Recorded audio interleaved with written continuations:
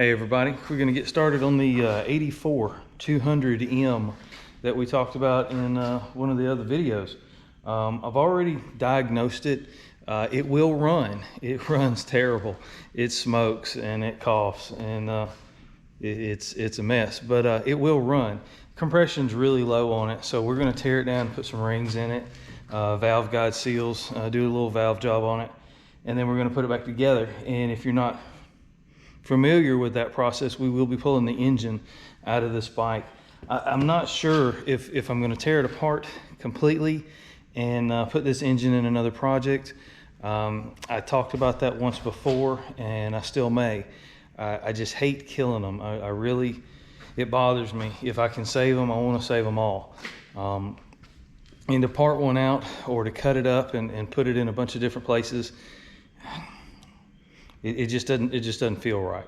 So what we're going to do, since it does run, we're going to go over a few things you want to look for before you tear it apart. If you've never done one before, it's a refresher if you have. I know there's a lot of guys out there a lot more knowledgeable than me, and you've probably done 100 of these, but if you haven't, you can follow along and maybe you'll pick up a few tips. I drink a lot of coffee, and so every project gets a bucket. And as I take everything apart, I know a lot of guys will bag up the bolts, but after doing a couple of them, you kind of know where they go. Put all the bolts and the nuts and the brackets and everything in the bucket, and then that bucket stays with the job. Before we tear this one down, there's a couple of things to note. Like I said, it does run. It just doesn't run well. It has a pretty good oil leak on the bottom, and I looked at it pretty close, and what I've discovered is the gear selector is the problem. There is an O-ring that goes around the gear selector into the case. It's not hard necessarily to do, but this is your gear selector here, and where this shaft here runs into the case, this particular bike is leaking. It seems like every time I get one of these in, it's always a different issue, and there are hardly ever two that are exactly alike, which makes it fun, keeps it interesting. Otherwise I'd get bored with it. So knowing that we're going to pull the motor out of it, I'm going to tear it pretty much all the way down to just the frame or the rolling, the chassis. The fenders are going to come off, the rear trunk on this model, the racks are going to come off, the seat, the tank, just to give me a little more room. That's really the only reason. You could probably finagle the engine out another way, but it's just easier that way. Everything comes out the left side, even your 250 SX and 250 EX. Comes out the left side of the chassis as well. So that's just something to know. These come out really easy. These are pretty simple. The 250 EX and the 250 SX, you need to remove the skid plate underneath those. The engine will drop down a little bit. And I use a pry bar to kind of give myself some leverage to pick the motor up. It has to pitch forward, pivot, and then come out the left side. You'll see this one does that a little bit. So let me get started.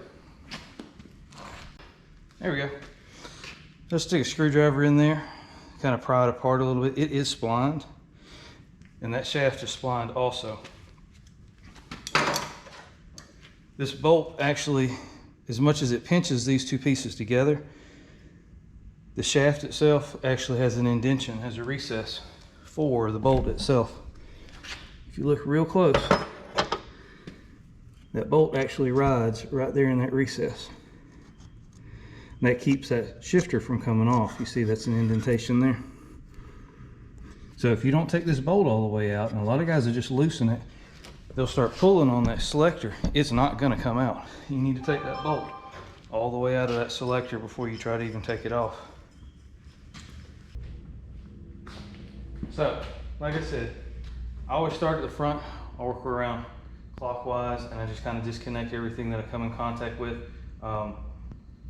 until I get the engine free. That does mean removing the exhaust. It means removing the chain, all your electronic connections. Of course, this doesn't have a carburetor on it, but you would remove that along with your fuel lines and so forth.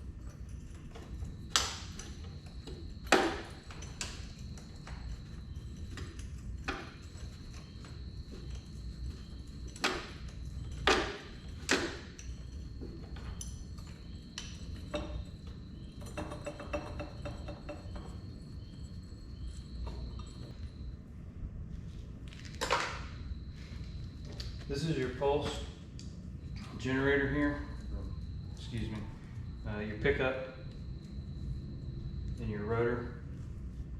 These two wires here, your green and your blue. Just kind of keep them with the engine. Coming around, you have your top motor mount. Of course, we talked about our carbs being gone. You've got a breather line here, crankcase breather. You can leave that with the chassis. That just unplugs off the top. You can spin it up off the back of the engine. Pretty straightforward. Right here. So just basically start at the front, come all the way around. So you got your motor mounts, starter wire, your exhaust. That's your rotor and your pickup wires. You can just disconnect that from the frame. They're color coded, so you can't really get that backwards. Blue and green. Okay, coming around, you have the upper motor mount here. That's your carb, your linkage, your choke linkage is off, your throttle linkage is off. In this situation, the carb is off. You have some electrical connections here. We're fixing to do those, and that's your stator. Your stator is inside here, the lower half of the case. And they're also educated, is how I was always told to call it. One is a plug, and then the other one is color coded. One is male, and the other one is female, so you can't get those backwards either here. And so that disconnects your stator from the rest of the harness on the bike. Now this harness is in good shape, believe it or not. Didn't find anything wrong with that. I put a charger on it. It turned over like it was supposed to. Like I said, it just needs a top end. It's smoking. Again, once this bolt comes out, you'll see it's shorter than the other one. It's not near as long. So you really can't put them back in the wrong spot. I'll put the nut back on it, and I'll put it back in the box. Spark plug, it's on this side. Just take the coil and pull it up. And just take a moment and look at the engine before you pull it out. You know, make sure that there's nothing that you forgot or overlooked, ground possibly, or something like that. Doesn't take but a second. So we're going to take our chain and our sprocket off now. Again, these are 10 millimeters.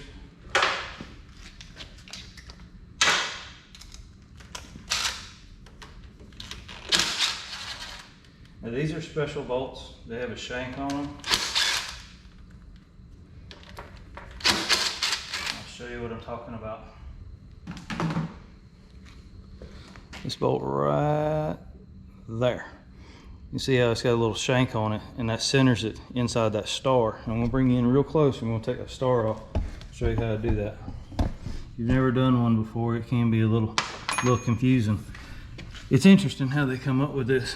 This outer triangle, if you will, is actually got the same pattern on it as your output shaft, and you rotate it until it lines up, and once it lines up, it'll just slide right off. You wouldn't think that ever would have worked, but it just slides on, and then when it rotates and lines up with the 3 holes in the sprocket, it's actually behind the same pattern or spline, and that spline actually what holds it on. So to take it off, you just rotate it until it lines up, and then you just pull it off. Just that simple. Sometimes the best things are that simple. Now as for the sprocket, with the engine loose, you've got a little more leeway here. You can just pull the sprocket off. You can use a pry bar if you need to, and it just comes off like so. And then I take it and I just roll it back up here out of the way. And so when I get ready to put the engine back in, I just unroll it and reverse that process. It's real simple. You don't have to fight with the chain guard or the wheels or the axle or any of that other stuff. So now it comes time for the big lift. Let's see if I ate my Wheaties today. So I'm going to take these 3 bolts and that little star, I'm going to put them in my bucket. And I'm going to clean up a little bit before I pull this out. Now you want to watch if you're working on a lift. Once you pull this, this is the heaviest part of the bike. Once you pull it out, your center of gravity on the bike's going to change. And that's again why I left the tires on it. They're really not in the way, but when you pull that engine out, it'll help the bike balance.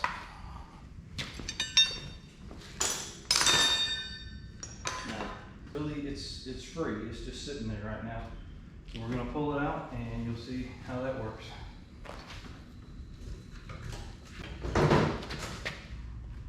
Now you see it's kind of coming out at an angle. It's about 45 degrees compared to the chassis, and that's to get this head to clear this top of the frame with the underside of this backbone. Once you do that, you can kind of pitch it forward, and it'll pretty much just fall right out on the floor.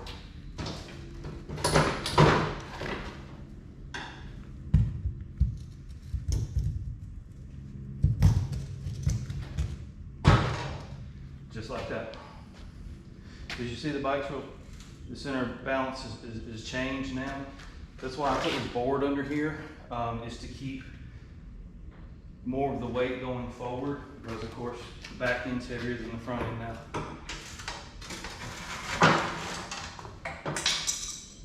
And there you go. That's all there is to it. It takes about 45 minutes, if you're not fiddling with a camera, to pull an engine out of a Honda ATC three-wheeler. Again, the 250 ES class bike, the 250 SX, a little more difficult, a little bit bigger, but the exact same process. Comes out the same side of the bike, it's held in pretty much the same way with the same mounts. And so that's it. So now we're going to take this, we'll roll it over out of the way, it'll free the lift up. We'll clear up the table a little bit, and we'll put some rings and do a touch up on the valves.